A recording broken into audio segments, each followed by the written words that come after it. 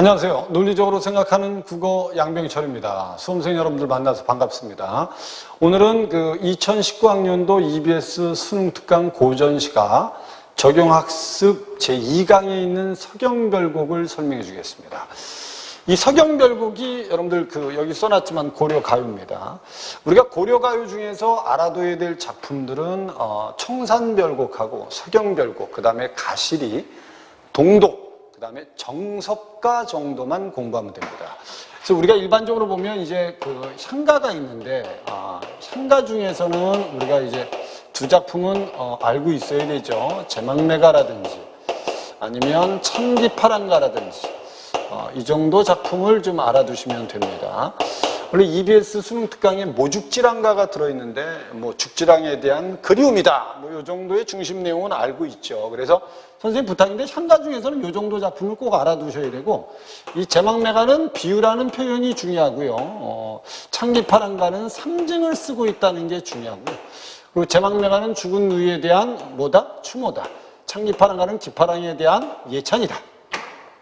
이 정도 이 기본적인 것만 여러분들이 머릿속에 좀 알고 있으면 돼요.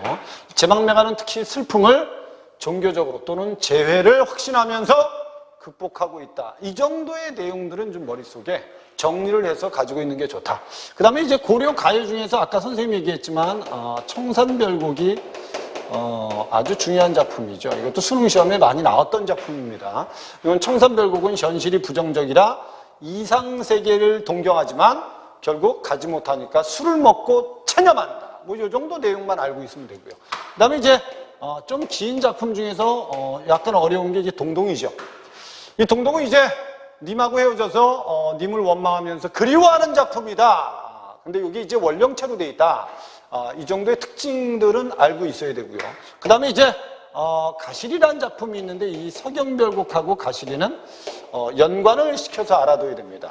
내용 많이 알고 있죠. 갈 거예요. 나를 버리고 갈 거예요. 나 어떻게 살라고 나를 버리고 가요. 가세요. 갔다가 꼭 돌아오세요. 이런 내용입니다. 그러니까 이 노래 가사에는 비유는 없습니다. 알았죠? 노래이기 때문에 음악성은 있지만, 알았죠? 이 가시리에는 비유적 표현은 들어있지 않다.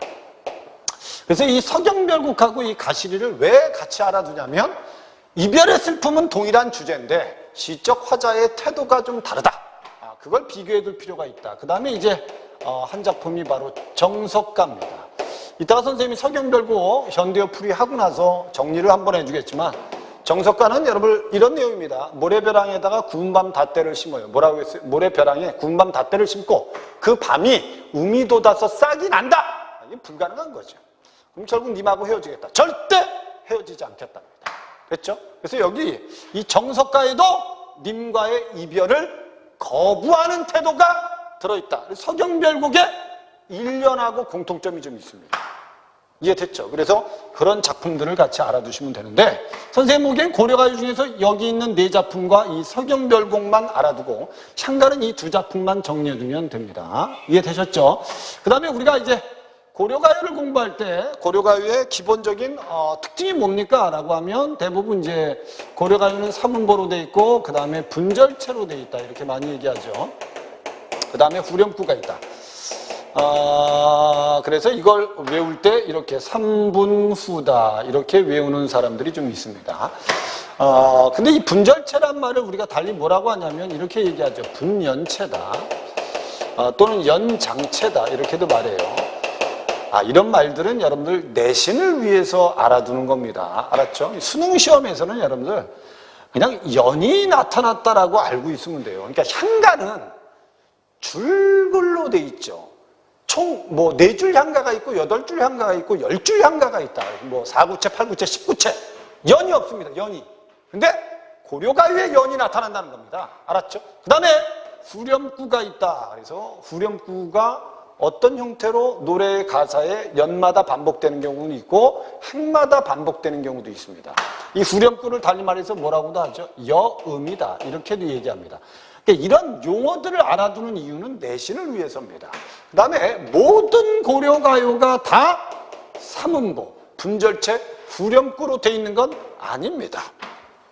이해됐죠? 지금 전하는 고려가요 중에서는 연이 없는 작품도 있고요. 알았죠? 그 다음에 삼음보가 아닌 작품도 있습니다. 그러니까 그런 것들은 여러분 모두 다 이렇다고 생각하지 마시고, 알았죠? 대체로 이런 특징을 가지고 있다는 뜻입니다. 이해되셨죠? 자, 그럼 지금부터 서경별곡을 현대어 풀이를 해주겠습니다. 선생님이 고전 문학 공부할 때 가장 중요한 게 뭐라 그랬어요? 현대어 풀이라고 했죠. 이게 이제 후렴구입니다. 이 후렴구가 각 연마다 똑같이 반복되죠. 반복되니까 당연히 무슨성이 있고 음악성이 있죠. 그 다음에 동일하게 반복되니까 무슨성이 있는 거예요? 통일성이 있다. 이렇게 얘기하는 겁니다. 알았죠? 왜냐면 각 행마다 동일한 후렴구가 반복되기 때문에 통일성이 있다. 이해되셨죠? 그 다음에 여기에 있는 후렴구는 일반적으로 악기 소리다. 이렇게 많이 얘기하죠. 그래서 좀 경쾌한 느낌을 좀 줍니다. 경쾌한 느낌을 주죠. 그러니까 어떻게 보면 주제는 이별의 슬픔인데 후렴구는 좀 경쾌하다. 이러면 이제 어떻게 보면 노래의 가사 내용과 후렴구는 좀 조화롭지 못하다. 이렇게 말할 수 있습니다. 알았죠? 그러니까 우리가 여러분 이 정도의 내용, 가시리도 보면 가시겠습니까? 가시겠습니까? 나를 버리고 가시겠습니까? 라고 하고 후렴구에는 위증절과 대평성대 이렇게 돼 있거든요. 그러니까 노래 가사와 후렴구가 어울리지 않는 고려가요들이 꽤 있습니다. 알았죠? 이 고려가요가 여러분들 원래는 고려시대 때 불렸다가 조선시대 때 기록되고 나중에 조선시대 때 궁중에서 잔치를 할 때 기생들이 불렀던 노래입니다. 이해되셨죠? 그러니까 결국 노래 가사는 슬프더라도 그 잔치의 흥겨움을 위해서 후렴구는 이렇게 경쾌한 느낌의 악기 소리를 집어넣은 게 아니냐, 뭐 이렇게 생각할 수 있는 겁니다. 이해됐죠? 후렴구에 대한 설명은 이 정도. 그 다음에 이 부분은 여러분들 해석을 할 필요가 없습니다. 그래서 원래 현대어 풀이하면 이건 반복되지 않습니까? 됐죠? 그 다음에 여기서부터 여기까지만 해석을 하시면 됩니다. 현대어 풀이를 하시면 돼요. 이해됐죠? 그럼 현대어 풀이하는 부분은 그렇게 많지 않습니다. 이해되셨어요? 이 부분만 정리하시면 됩니다. 이 부분만. 이해됐습니까? 그리고 나머지는 여러분들 반복이라고 알아두시면 돼요. 이해되셨어요? 자, 그럼 지금부터 선생님이 현대어 풀이를 해줄 테니까. 자, 그 다음에 현대어 풀이하기 전에 간단하게 이제 표현상의 특징에 보면, 여기 보면 서경이 서울이 말하는 이렇게 돼 있죠. 그럼 이건 세 글자, 세 글자, 세 글자 반복이다.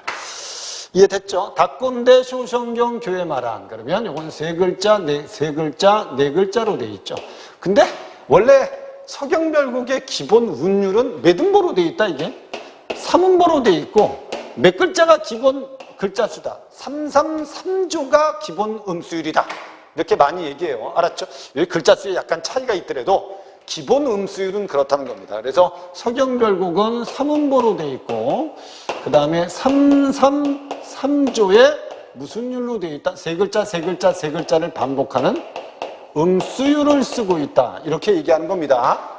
여기서 음수율이라는 건 여러분들 글자 수 반복을 뜻하는 겁니다. 우리가 가사를 보면 대부분 세 글자, 네 글자나 네 글자, 네 글자 반복이 많죠. 그런 걸 우리가 3, 4조 또는 4, 4조라고 얘기하죠.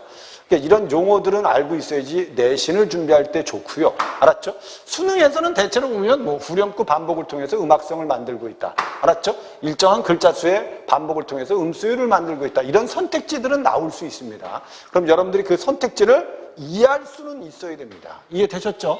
자, 그럼 표현상의 특징은 이 정도로 하고요. 그 다음에 여기 이제 현대어 풀이를 한번 해보겠습니다. 서경이 서울이 말하나, 이거는 이제 현대어 풀이하면 서경이 이렇게 하죠. 서울이지만은 이렇게 해석하면 됩니다. 이해됐죠? 서경이 서울이지만은, 여기서 말하는 이 서경은 어디를 뜻하는 거죠? 평양을 뜻하는 겁니다. 알았죠? 어디를 뜻한다고? 평양을 뜻합니다. 요즘 여러분 남북 분위기가 좋죠. 조금 있으면 우리가 차를 타고 쉽게 갈 수 있는 곳이 될 수도 있을 겁니다. 됐죠? 서경이 서울이지만은, 됐죠? 닭곤대 쇼성경 교회 말한, 이 말은 새로 닦은 작은 서경을 사랑합니다마는, 이렇게 합니다마는, 현대어 풀이하면 이렇게 하시면 돼요. 됐죠? 그 다음에 여의물은 칠삼배 발이고, 이거는 이별하기보다는 이별하기보다는 길쌈하던 배를 버리고라도, 이런 뜻이야. 버리고라도. 아니, 원문은 이렇게 짧은데 현대어 풀이는 왜 이렇게 깁니까? 그래서 학생들이 현대어 풀이 할 때 연관을 이렇게 단어하고 직접적으로 연결을 잘 못 시켜요. 이게 바로 그겁니다. 이별하기보다는 길쌈하던 배를 버리고라도, 이렇게 해석하시면 돼요. 알았죠? 그러니까 현대어로 풀이를 정확히 써놓든가, 아니면 여러분들이 원문만 보고도 이 풀이가 가능해져야 됩니다. 그럼 나중에 서경별곡이 모의고사에 나오거나 또는 수능에 출제되면 여러분들은 읽지 않고도 그냥 문제를 풀 정도가 되어야 됩니다. 이해되셨죠? 그 다음에 괴실한데 우러검 쫓니노이다. 이 말은 사랑만 해주신다면, 됐죠? 사랑만 해주신다면 우러검 쫓니노이다. 울면서 따르겠습니다. 이런 뜻이에요. 해석되죠? 그럼 요 현대어 풀이를 가지고 한번 정확하게 어떤 상황이고 어떤 내용인지를 한번 이해해 봅시다. 지금 서경, 평양은 분명히 서울입니다. 됐죠? 그 다음에 새로 닦은 작은 서경을 나는 사랑합니다. 그럼 시적 화자가 사랑하는 공간입니다. 왜 사랑하겠어요? 뭐 님하고의 추억이 있는 공간이거나 자기의 삶의 터전이니까 뭐 사랑하는 공간 아니겠습니까? 됐죠? 하지만 이별하기보다는 길쌈하던 배는 시적 화자가 좋아하는 일입니다. 이것만 보면 이제 화자는 여성적 화자라는 걸 알 수 있어요. 됐죠? 길쌈하던 배를 버리고라도 님이 나를 사랑만 해주신다면 나는 울면서 따르겠습니다. 이 말을 정리하면 결국 나는 님하고 절대 헤어질 수 없습니다. 이런 뜻이에요. 이해되셨죠? 그래서 1년은 여러분들 뭐라고 생각하시면 돼요? 1년은 하소연도 되지만, 됐죠? 하소연도 되지만 이별에 대한 뭐다? 적극적 거부가 나타납니다. 이렇게 알아두시면 돼요. 알았죠? 이별에 대한 적극적 거부다. 그래서 이게 이별에 대한 적극적 거부기 때문에 뭐하고도 연관이 좀 있다라고 했어요. 아까 선생님. 정석가하고도 연관이 좀 있다. 이렇게 좀 알아두시면 돼요. 이해됐죠? 정석가에 보면 아까 선생님이 얘기했잖아요. 가는 모래벼랑에 구운 밤 닷대. 됐죠? 옥으로 연꽃을 만들어요. 그 꽃을 바위 위에 접주합니다. 그 꽃이 새 묶음이 피면 님하고 헤어지겠습니다. 절대 헤어지지 않겠다는 겁니다. 이게 이별에 대한 적극적 거부다. 이렇게 알아두시면 돼요. 그러니까 이 말을 간단하게 하면 서경이 서울이에요. 새로 닦은 작은 서경을 나는 좋아해요. 그리고 이별하기보다는 내가 좋아하는 길쌈하던 배를 버리고라도 나는 당신을 따라가겠다. 난 당신하고 절대 헤어질 수 없습니다. 이런 뜻입니다. 이해되셨죠? 그럼 내가 좋아하는 곳과 내가 좋아하는 일을 버리고라도 당신을 따라가겠다. 일반적으로 이렇게 얘기하잖아. 당신 나 버리면 나 가족도 버리고 내 좋아하는 거 다 버리고 나 당신 무조건 따라갈 거야. 당신하고 나는 절대 헤어지면 안 돼. 뭐 이런 태도라고 생각하시면 돼요. 이해되셨죠? 서경별곡의 1년은 이별의 적극적 거부다. 됐죠? 이 정도 내용만 기억하시면 됩니다. 이해됐습니까? 2연을 보겠습니다. 2연은 구슬이 바위에 떨어진들. 구슬이 바위에 떨어진다. 됐죠? 밑에 있는 거 괜히 딴 그치리니까 끈이야 끊어지겠습니까? 이런 뜻이야. 끈이야 끊어지겠습니까?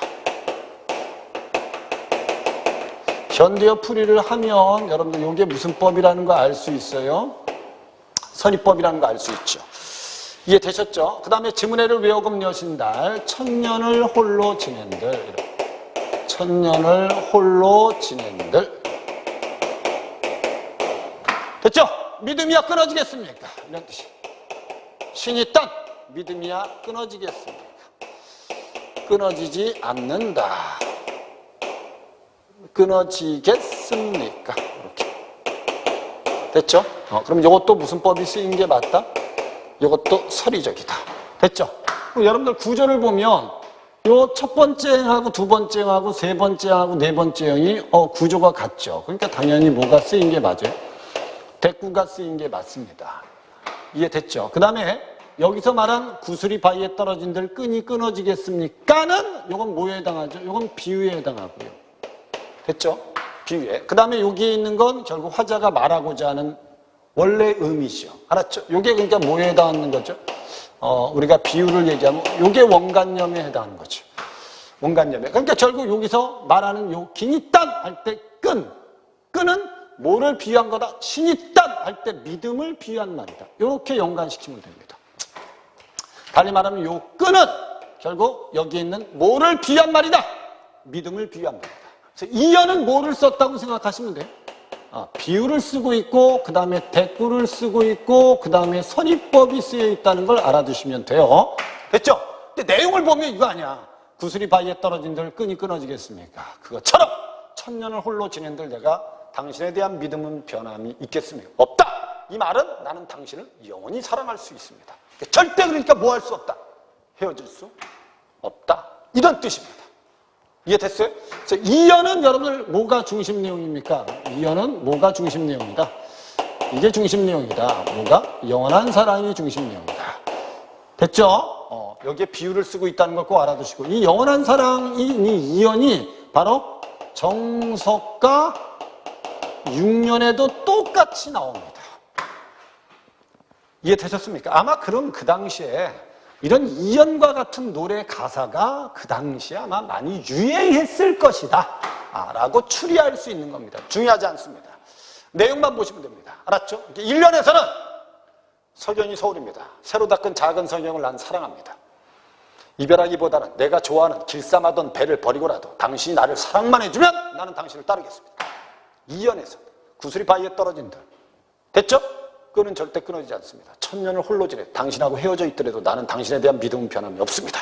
이런 뜻이란 말이에요. 그러니까 우리가 선생님이 또 이렇게 설명했다고 이것만 생각하지 말고 구슬이 바위에 떨어진다는 건 결국 천년을 홀로 지낸다를 비유한 말 아니겠습니까? 맞죠? 그럼 결국 구슬이 바위에 떨어진다는 건 뭐를 비유한 말이라고 생각해요? 이별을 비유적으로 표현한 말이라고 생각하시면 되죠. 됐죠? 구슬이 바위에 떨어졌어요. 됐죠? 구슬은 깨져요. 구슬은 깨져요. 됐죠? 이 말은 헤어졌지만 결국 끈은 절대 끊어지지 않아요. 당신과 나와의 인연은 절대 끊어지지 않습니다. 이런 뜻이에요. 이해되셨어요? 그러니까 이 끈이란 말은 달리 말하면 뭐가 될 수도 있다. 님과 나와의 인연을 상징할 수도 있다. 이렇게 생각하시면 됩니다. 이해되셨죠, 이제? 이연 이해되셨죠? 그래서 1년에서는 적극적으로 이별을 거부하고 2년에서는 님에 대한 무슨 사랑을 써놨다? 영원한 사랑을 써놨다. 됐지? 3년에 가면 시적 화자는 완전히 또라이가 됩니다. 됐습니까? 우리가 3년을 보면 대동강 넓은 줄 몰라서 이 대동강에 대한 세모 쳐놓으세요. 알았죠? 대동강이 넓어요. 넓으니까 님이 한번 건너가면 다시 올 수 있을까요? 없을까요? 못 오겠죠. 그죠? 근데 이 대동강은 우리가 뭐라고 하죠? 이별의 공간이면서 무슨 공간? 이별의 공간이면서 무슨 물도 될 수 있다? 이렇게도 얘기하는 거예요. 넓으니까 장애물이 될 수 있다. 그러니까 님이 한번 건너가면 다시 올 수 없기 때문이다. 이렇게 얘기하는 겁니다. 그래서 이거 해석하면 현대 대동강 넓은 줄 몰라서 이렇게 풀이하면 됩니다. 됐죠? 밑에 있는 거 배를 내어 놓았느냐 사공아. 됐죠? 배를 내어 놓았느냐 사공아. 됐죠? 느냐 사공아. 그러니까 결국 지금 사공한테 얘기하는 겁니다. 됐죠? 사공한테 야 아니 대동강 넓은 줄 몰라서 너 배를 내어놨냐? 사공한테 얘기하는 겁니다. 이해됐죠? 밑에 있는 거 내 가시가 넘나는지 몰라서 내 아내가 바람난 줄도 모르고 이런 뜻이야. 진짜 야 사공이 아내가 바람났다는 게 아닙니다. 우리 여러분 이런 상상을 해보세요. 어떤 여자가 남자하고 헤어지는데 진짜 헤어지기 싫은 거야. 그래서 버스 정류장에서 그 떠나는 남자를 붙들고 가면 안 돼. 나 당신하고 헤어질 수 없어. 근데 남자가 결국 뿌리치고 버스를 탔다. 그랬더니 그 여자가 누구 욕하는 거하고 똑같아? 버스 기사 야 우리 님 태우고 너 어디 가? 이거하고 똑같은 거. 약간 또라이지요. 그죠? 그래서 가끔 여러분 이 서경별곡이 이런 선택지가 나올 때가 있습니다. 1년, 2년, 3년이 내용의 연관성이 좀 떨어진다. 이거는 왜냐면 진짜 사랑하는 님이 떠나니까, 알았죠? 지금 마음이 지금 상당히 격해진 겁니다. 이제 결국에는 차분하지 않은 상태니까 이런 말도 하고 이런 말도 하고 이런 말도 할 수 있는 겁니다. 그래서 강연의 연관성이 좀 떨어진다라고 얘기하는 겁니다. 이 말은 결국 시적 화자의 감정이 지금 너무 슬프기 때문에, 알았죠? 차분한 상태에서 자기의 생각을 말하기보다는 격정적인 상태에서 결국 이것저것을 얘기하기 때문에 1년, 2년, 3년이 결국 내용의 연관성이 좀 떨어진다. 이렇게 머릿속에 정리해 놓으시면 돼요. 오케이? 내 아내가 바람난 줄도 모르고 열배 연진다. 떠나는 배, 몸을 실었느냐 사공아, 이런 뜻이에요. 해석하면 다시 뭐라고? 떠나는 배, 몸을 실었느냐 사공아, 이렇게 해석하면 됩니다. 오케이? 이해됐죠? 사공한테 지랄지랄하는 거예요. 야, 너 지금 대동강이 넓은 줄 몰라서 너 배 내왔냐? 너 네 안에 바람 났는데 너 그것도 모르고 배 타고 가냐? 야, 너 우리 님 싫고 너 어디 가냐 지금? 그럼 어떻게 보면 이 시의 시적 화자는 지금 사공을 원망하고 있죠. 왜 원망하는 겁니까? 님을 싣고 대동강을 건너가기 때문에 원망하는 겁니다. 이해됐죠? 근데 원래는 이 속에는 여러분 당연히 나를 버리고 떠나는 누구에 대한? 님에 대한 원망이 들어있을 수 있지요. 됐죠? 지금 겉으로는 지금 사공을 원망하지만, 됐죠? 어떻게 보면 자기를 버리고 떠나는 님에 대한 원망이라고 볼 수도 있는 겁니다. 이해되셨습니까? 겉으로 나타나는 건 지금 대동강을 건너가는 님을 태우고 대동강을 건너가는 사공을 원망하고 있다. 됐죠? 그리고 혼동하지 마세요. 사공이 아내가 지금 바람났다는 게 아니고, 진짜 바람났다는 게 아니고, 지금 결국 님을 싣고 떠나니까 입에서 별의별 말이 다 나오는 겁니다. 이해되셨죠? 무슨 말인지 이해되지? 됐어요. 그래서 떠나는 배에 몸을 실었느냐 사공아. 그러니까 결국 사랑하는 사람을 태우고 버스가 떠나니까, 알았죠? 시적 화자가 버스 운전수한테, 야, 너 지금 어디 가? 너 뒤에 차가 지금 고장나서 지금 수리도 안 하고 어디 가는 거야? 그 차는 지금 잘 가요. 가는데 결국 그 차를 붙들기 위해서 별의별 말을 다 한다고 생각하시면 돼. 됐죠? 그러니까 결국 지금 사공이 님을 싣고 배를 띄우고 지금 대동강을 건너가요. 알았죠? 그러니까 결국 입에서 결국 사실이 아닌 말도 이렇게 튀어나오는 겁니다. 내 아내가 바람난 줄도 모르고 떠나는 배에 몸을 실었냐? 됐죠? 그리고 밑에 대동강 건너편 꽃을, 대동강 건너편 꽃을, 요 꽃입니다. 요게 꽃을, 알았죠? 꽃을요. 배 타들면 배를 타고 들어가면 꺾을 것입니다. 누가? 배를 타고 들어가면 누가? 님이. 됐죠? 그렇게 된 겁니다. 그래서 여기서 이 꽃이라는 단어, 요 꽃이라는 단어가 바로 뭘 뜻하는 말이다. 요걸 뜻하는 말이다. 새로운 여인을 뜻하는 말이다. 요렇게 보세요. 그러니까 너희들이 나중에 이제 대학교 가서 진짜 좋아하는 사람을 만나는데 그 사람이 헤어지자고 하면 너희들이 이제 안 돼. 절대 헤어질 수 없어. 당신이 어떻게 나를 버려. 나는 당신이 영원히 사랑할 수 있는데 가면 안 돼. 라고 이별을 거부할 때의 심정이라고 생각하시면 됩니다. 대학교 가서 한번 버림받으면 이 시가 완벽하게 이해가 될 수 있습니다. 이해되셨죠? 오케이? 됐습니까? 3년은 결국은 여러분을 뭐 하고 있어요? 3년에서는 님이 대동강을 건너가면 다른 남자가 이제 미안합니다. 여자를 만날까를 걱정하고 있다면 결국 뭐가 들어있는 거예요? 염려와 시기와 질투가 들어있는 부분이 이 부분이다. 3년이다. 내용 이해되죠, 이제? 내용 이해되죠? 여기에 가끔 이제, 여러분들, 나는 이란 말이 나오는데, 이런 말들은 조흥구라고 알아두시면 됩니다. 여기 있죠? 이런 말들은 조흥구다. 요즘 노래 부를 때, 아싸! 이거하고 같은 겁니다. 이해됐죠? 흥을 돋구는 구다. 됐지? 요 정도. 그래서 1년부터 다시 한번 정리해 봅시다. 1년에 보면 서경이 서울이지만 새로 닦은 작은 서경을 사랑합니다. 나는 분명히 작은 서경을 사랑해요. 내가 살던 곳일 수도 있고 내가 사랑하는 곳입니다.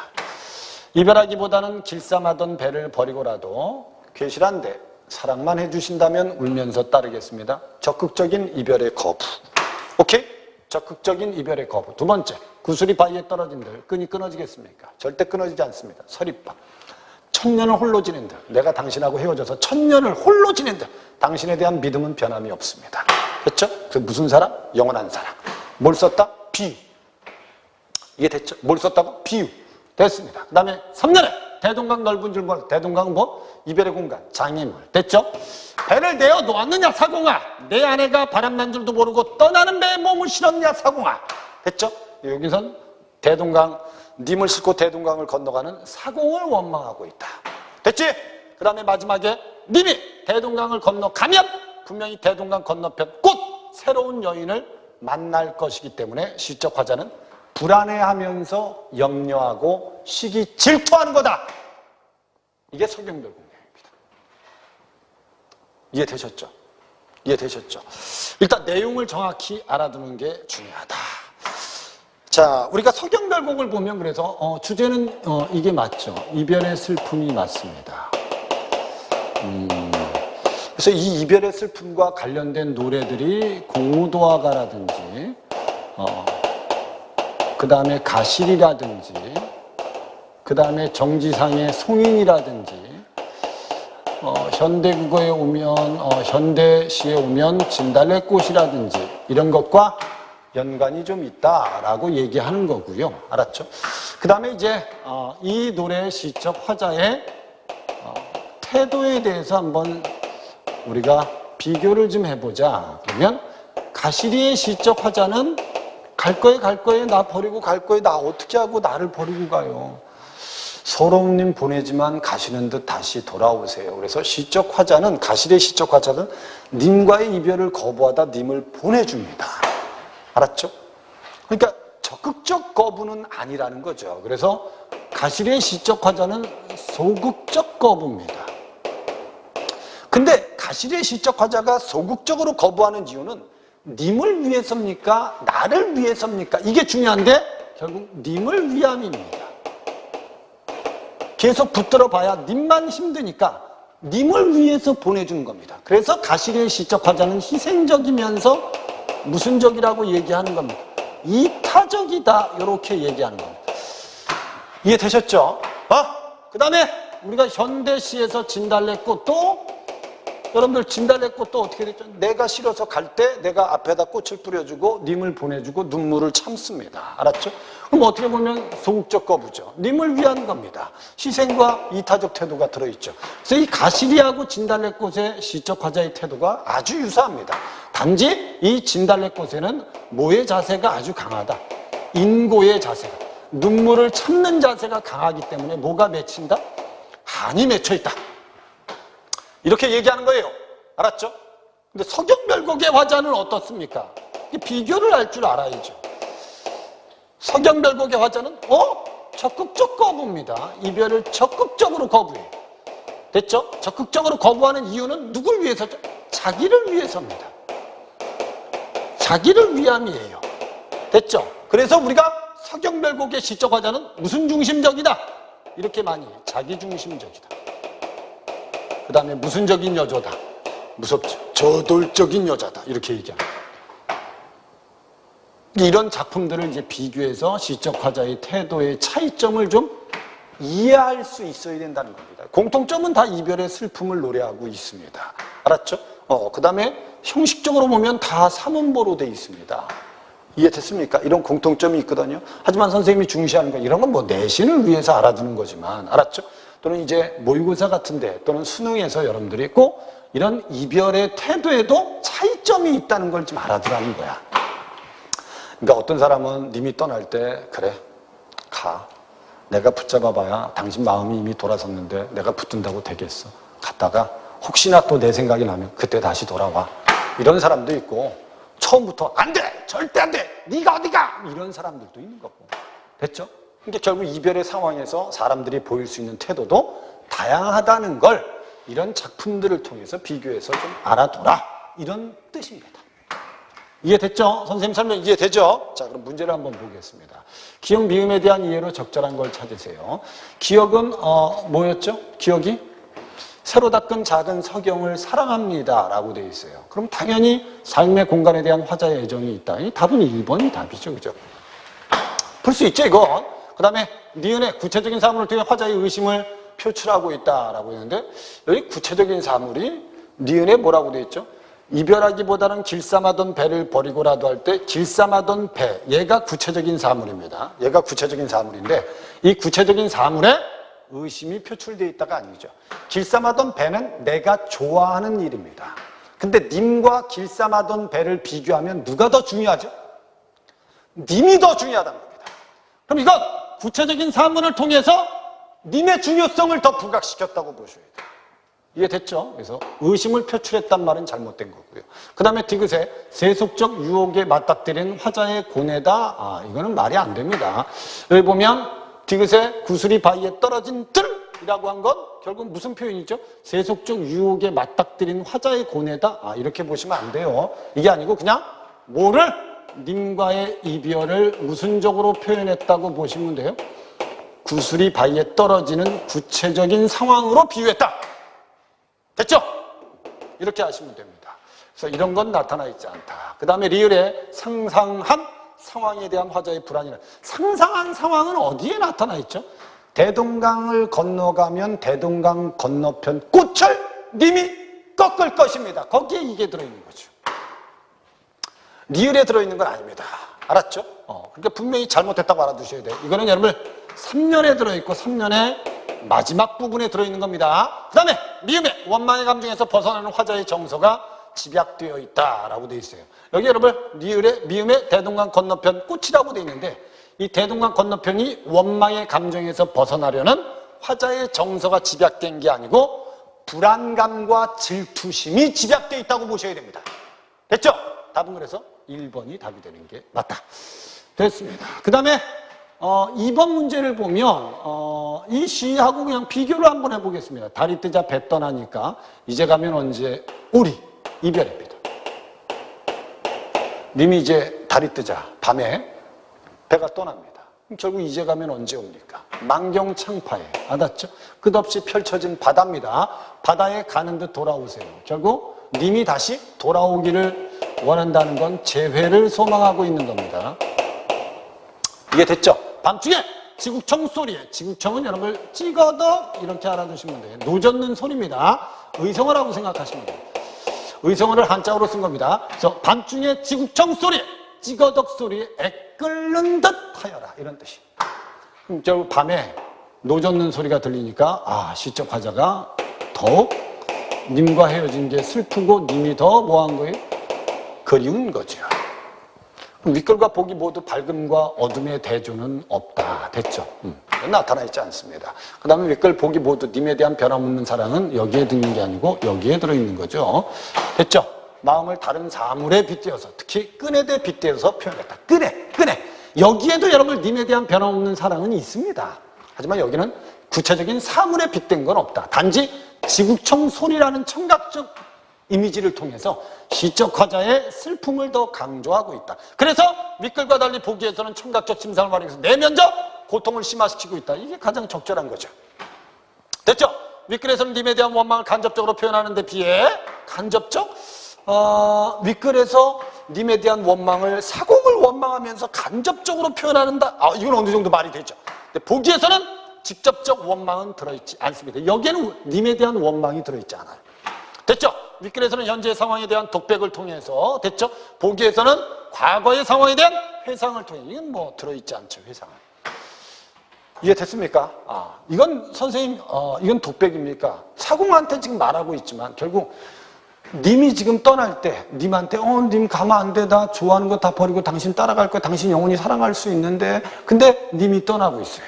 알았죠? 그러니까 결국 사공을 원망하죠. 그러면 이것도 전체적으로 보면 뭐는 아니다. 독백이라고 보기는 어렵다. 이해되셨습니까? 그러면 답이 3번이라는 걸 충분히 알 수 있습니다. 그 다음에 3번 문제를 보면 고전시가에 드러나는 이별의 상황을 보면 화자는 사랑의 지속을 영원하죠. 상황을 극복하고자 애쓰는데 비해서 화자는 이런다는 거예요. 화자는. 됐죠? 이별의 상황을 바꿀 수 있는 주체는 상대방인 경우가 많습니다. 그러니까 결국 주체는 상대방이니까 자기가 아무리 노력해도 결국 이별의 상황을 막을 수는 없다 이 뜻입니다. 그래서 화자는 상대방과 사랑을 나누던 그 공간에 머물고 있는 반면 상대방은 양자 간의 거리를 좁히는데 역행하지요. 그래서 점점 멀어집니다. 그래서 표면적으로 부각되면서 거리감이 이별을 구체화시킨다. 이런 내용입니다. 여기서는 주로 여러분 이별의 시의 화자에 대해서 설명한 겁니다. 됐죠? 그래서 1년에 새로 닦은 곳은 화자의 삶의 터전이자 화자와 님이 사랑을 나누는 공간이 될 수 있죠. 그러니까 결국 이곳을 사랑하죠. 하지만 님이 떠나면 이것도 버릴 수 있답니다. 증은혜를 외우검 천년을 홀로 지낸들 할 때 사랑을 나누던 공간에 머물던 화자가 이별의 상황에서 주체로 변하고 있음을 천년을 홀로 지낸다. 주체는 절대 될 수 없습니다. 화자는 보기에서도 분명히 화자는 주체가 아닙니다. 떠나는 사람이 주체입니다. 그러니까 결국 천년을 홀로 지내는 것도 결국 천년 동안 홀로 지내면서 님이 오기를 기다려야지 자기가 님한테 갈 수 있는 상황은 아니지 않습니까? 됐죠? 그러니까 여기에 있는 시적 화자는 절대 뭐가 될 수 없다? 주체가 될 수 없다. 이렇게 이해하시면 됩니다. 이연에서 믿음이야 끊어지겠습니까? 를 통해서 상대방에 대한 사랑이 지속하고자 하는 화자 염원 3년의 대동강 넓은 줄 몰라서의 대동강이 넓다는 속성을 통해서 화자 님의 거리감이 표면적으로 부각된 겁니다. 이해됐죠? 그럼 결국 시적 화자는 여기 서 있고 대동강은 넓은데 님은 배를 타고 대동강을 점점점 건너가면 화자와 님이 거리는 점점점 멀어진다. 오케이? 1년에서 쫓니노이다 따르겠습니다는 상대방과의 거리를 좁히려는 화자의 태도가 드러낸 맞습니다. 3년에 배 타들며 양자 간의 거리를 좁히는 것에 역행하는 상대방의 움직임을 드러내고 있다. 맞죠?